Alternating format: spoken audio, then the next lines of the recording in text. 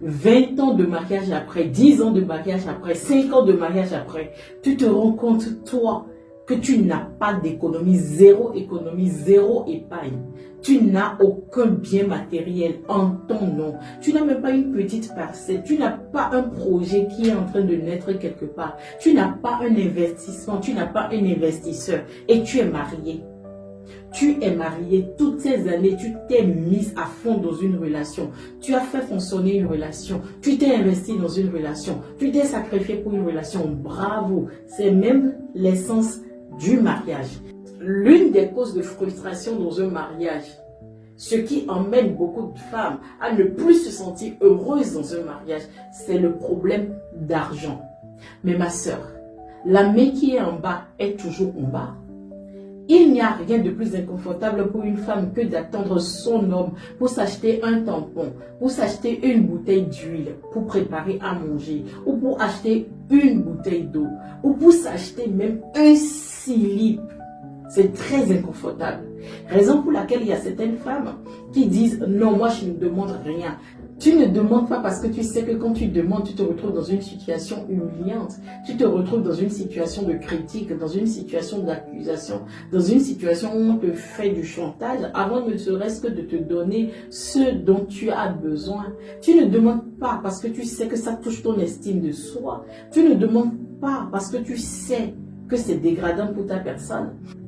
Même si tu as un homme généreux, il n'y a rien de plus satisfaisant que de prendre sa portefeuille comme ça, que de l'ouvrir, que de sortir sa carte, et de... Hein? Il n'y a rien de plus satisfaisant que d'ouvrir son portefeuille, de sortir un billet ou une pièce et de s'acheter quelque chose pour soi-même. Même si ça contribue à l'épanouissement de votre famille. Non chérie, laisse, je gère. Non chérie, j'ai déjà pris en charge telle chose. Ah ben non, j'ai déjà dépensé avant que tu n'arrives. Tu dois avoir une certaine liberté financière, une certaine indépendance financière. Et quand on parle d'autonomisation, toi ça ne te concerne pas. Genre, un homme, c'est un arbre à argent. Lui, il doit dépenser. Et le jour où il arrête de dépenser, le jour où il coupe le robinet, ou le jour où on ne sait pas, je touche du bois, il fait son travail. Qu'est-ce que tu fais? Si quelqu'un t'a menti en te disant qu'il faut se marier à un homme pour avoir une aisance dans la vie, s'il faut forcément se marier à un homme qui a une certaine situation financière pour sortir ta famille de la galère, ou il faut forcément te marier à une personnalité pour que tu aies un nom, ou que tu trouves forcément un homme qui va financer tes idées business, ma chérie.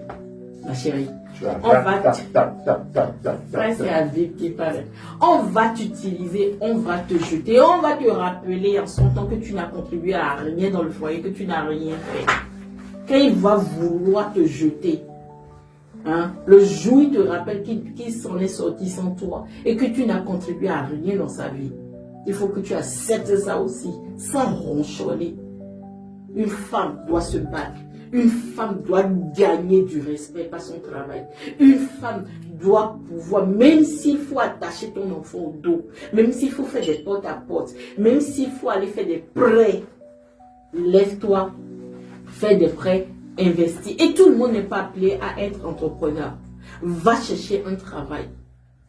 Et si tu es encore sur les bancs, et ne fais pas les mêmes erreurs que nous, va jusqu'au bout de tes études.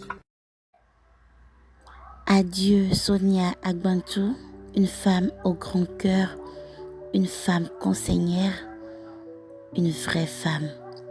Puisses-tu accueillir ton âme, reste in peace.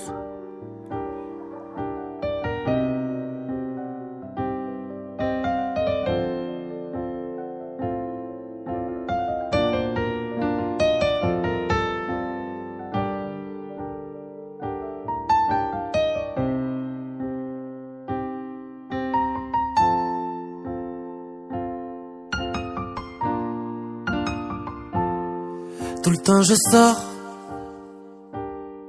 tout le temps je suis pressé. Quand je m'endors,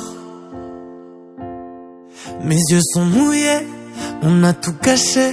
Je pense encore à tous nos péchés. L'hiver est froid dehors, Qu'est-ce qui était le pire, de rester ou partir? Où sont passées les étincelles de nos corps? Quand on était deux, on était les plus forts.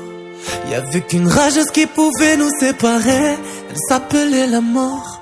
Au revoir ma femme, au revoir mon amour, mon Himalaya. On se reverra ou peut-être pas. C'est toute ma vie qui vole en éclats. Je n'ai pas compris, je ne comprendrai pas. Pourquoi les gens qui s'aiment se font tant de mal et se lèvent dans le sang?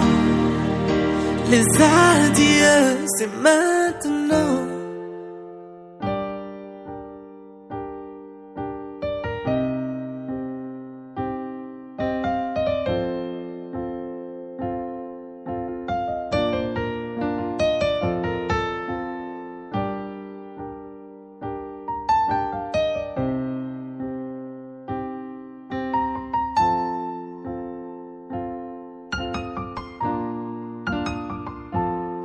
Si t'étais morte, ce serait peut-être plus facile que de te savoir. Sûrement pas si triste que ça, pas aussi triste que moi. Il n'y aura plus aucune dernière chance quand on se tue. Plus rien n'a d'importance, qu'est-ce que t'en penses? Où sont passées les étincelles de nos corps? Quand on était deux, on était les plus forts. Y'avait qu'une rageuse qui pouvait nous séparer, elle s'appelait la mort. Au revoir ma femme, au revoir mon amour, mon Himalaya.